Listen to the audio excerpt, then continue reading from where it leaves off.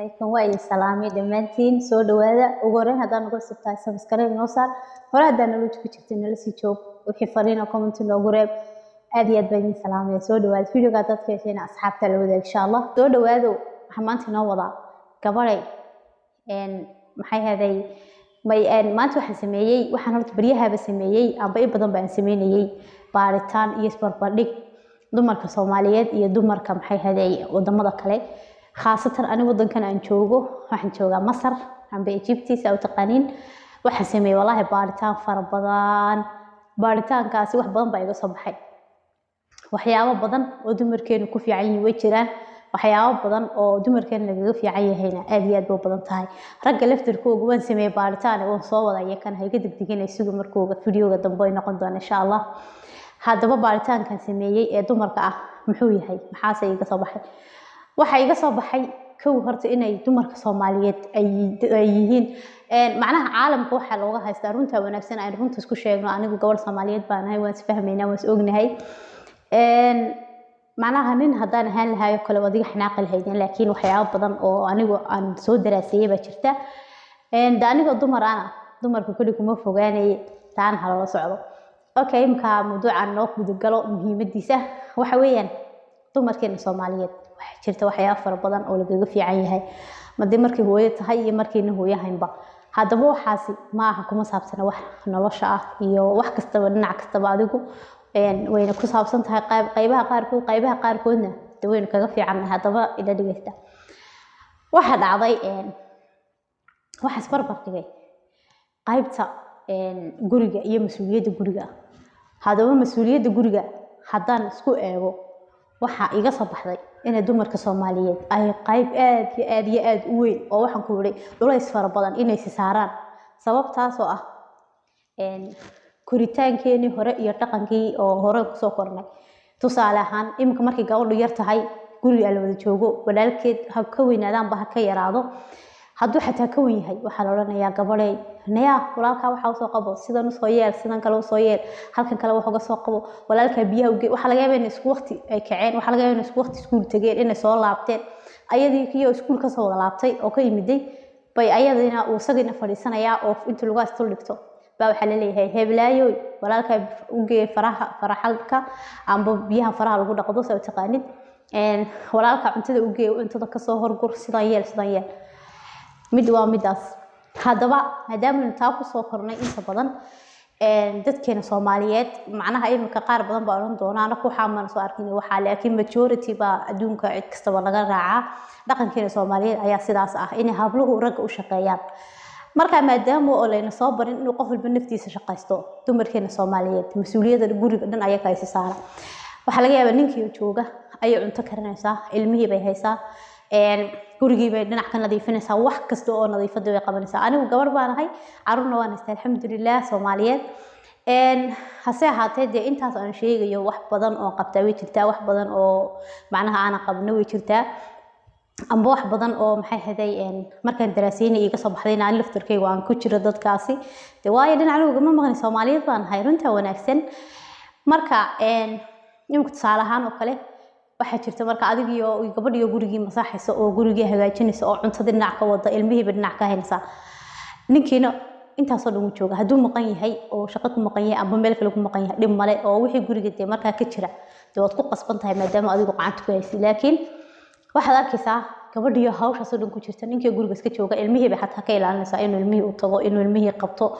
way uga ilaalinaysaa ilmahan adiga kaliya ma dhalin haddii adiga kaliya wax dhalaysid ninkan ma timaadeen asna kaliya wax dhalayo kuma imaadeen ma garat marka maxay haday ragga runta wanaagsan dumarkeena Soomaaliyeed mas'uuliyadda ayaga ka qaada markii waxaan ku ilmihii ka ilaaliyaan ee wax kastaba maxay haday iyagoo arkay inuu ku culus ku dhibaato tahay soo qabanaya ninkiina halkan jiifo maxay ka sugaysaa inuu mas'uuliyad iska saaro kaliya ta raggeena Soomaaliyeedna waxay mas'uuliyad u yaqaanaan in ay waxan ku soo shaqeeyaan oo maxay reerka biilkooda siiyaan biilkaasi ha yaraadaan ba ha badnaado nolosha reerka ha kaafiya amba yu kaafin laakiin kaliya wuxuu isku yaqaana inuu haduu biilka bixiyo oo mas'uuliyadii dhamayd saakaga wareegtay intaas waa mid hadaba dumarkan wadankan aan joogo maxay yeelaan hadii uu ninku guriga joogo ayad oo madbax ku jirto oo cuntadii soo karanayso wuxuu sameynaysaa ilmihii asaga ninku haynaya oo ka war haynaya waxa laga yaabaa inuu hawsha guriga barka kala qabto waxyaabo far badan baa laga yaabaa waxyaabo far badanna Soomaalidu iska shabahaano كل عربته واحد على هذا ويسكيد أديني هنا ضد كلا لمدها هذانا والله واحد أركسا قبض أنا مرة ودن كيم دهرته أنكو عصبة ودن كان أدي كشكاية واحد يقدر ماذا ياب كي يقدر ماذا واحد أركسا قبض ينوي ولا صعدان ويسقبان المو أي وطن مرة إلما ير أو لقاضي كرياضي لبصنا وضوي حكوه سيد وإلما الحم باريو واحد أركسا نينكي أو علمه حمبارسن كر أسيده واحد أركسا بعنا قعدت كسيده ilmihi qacan buu ku sidaa bacna qacan buu ku sidaa gabadhii hadaba waxa laga yaabaa in ilmo kale ba haysano ilmaha kaliya uu yahay ayada boorsadeedii bas ka wadataa make-up-keega iska marsan tahay labisada dalkii ugu dambeysay taleefankii qacanta kale ku haysataa oo iska xaragoonaysa ambaba ilmo socdaa jira oo kale ilmihii socday bay qacantan haysaa qacantana mobilkeedii boorsadeedii bay ku sidaa dhag bay iska agtaa hadaba halkaas ay noo soo noqonay ragga Soomaaliyeed dumarka Soomaaliyeed yeelaan waxa yeelaan ilmaha la xambaarayo rag waxa uu yaqaanaan waxa uu haystaa Soomaaliyeed ceeb inay ku taadeel maqaadaan in kasta qaar fara badan oo ka duwan ay jiraan khaasatan marka qurbaha loo baxay qaar badan ilbaxeeno waxaan ku leeyahay in ay wax yara qabtaan haddana waxaad arkaysaa hadayba gabadh ay joogto aan bala socoto waxa isku haystaan beenaanay ilmahan dhalin waxba ka qaban karin shaqadooda baan mas'uuliyadooda baan ahayn haddaba ragga Soomaaliyeed waxay sameeyaan ilmihii la siday waxa sida gabadhii ilmihii qacanta lahayna gabadhii ba qacanta haysa hadaba isagu muxuu sidaa bacbu sidaa ugu badan yahay hadii ana bac la sidanina gabadhii buu hor socdaa intaas buu ka horeeyaa ma garatay ayadiina ilmay xambaarsan tahay ilmana qacanta wada asaga inuu iska xaragoonaya cagsi been isku nahay macnaha waxaan isku nahay cagsi halkay raggan ay ilmaha ka qaadayaan iyo bacdi oo iyadu ag xaragoonayso inakana raggi baa inaga xaragoonayo inaka culays ku dhasinna waa kow waa kala duwanaanshaha aan soo arkay mid kale soo arkay waxa weeyaan ilmaha markuu yar yahay wiilka waxa la baraa in walaashii mas'uul ka yahay ayaa la baraa oo waxaan ku ri walaasha ilaali walaasha soo qabo walaashaas seexi walaasha ay halka marin walaasha waxaan ka qaad roiskii halkii loo dhiibay lahaa iyada waxa laga yaabaa inuu isugu ka yar yahay iyada isaga loo dhiibay taas maxay ku keenaysaa inuu barto oo hadhow toole xaaskiisa caawin karayo oo culayskii oo dhan asagu qaadayo iyadina ay fudeedkii qaadayso tarbiyada la isdhaafayna waa taas halkayna ka waalidiinta Soomaaliyeed ay ku soo tarbiyadeeyaan inay gabadhu culayskoo dhan ay qaado asaguna uu waxaan ku riday raaxaysto lagu hafidsado nin markii yaraa walaashii waxaan ku riday arkay sidii loogu dirayay oo culayskoo dhan dusha looga saaray isagana la raaxayso ilaahay baan kugu dhaarshay markuu weynaado matu aanu la dhalan walaashii hayn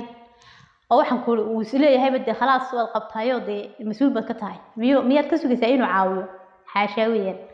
marka wallahi waxyaabo far badan oo kale way jiraan laakiin video-ga ay ugu dheeraaday insha Allah waxa ka sameyn doonaa part 2 kadibna waxa soo sameyn doonaa ragga Soomaaliyeed dumarka iyo ragga masaarida sidii farqiga u dhaxeeya maadaama aanu wadan kale aanan soo arkin dadka wadamada kale arkayna bal way ila soo wadaagi doonaan insha Allah aad iyo aad baan salaaminta ismaan kaga tagayaa inta la isku soo noqonayo video xiga salaamu calaykum waraxmatullaahi wabarakaatuh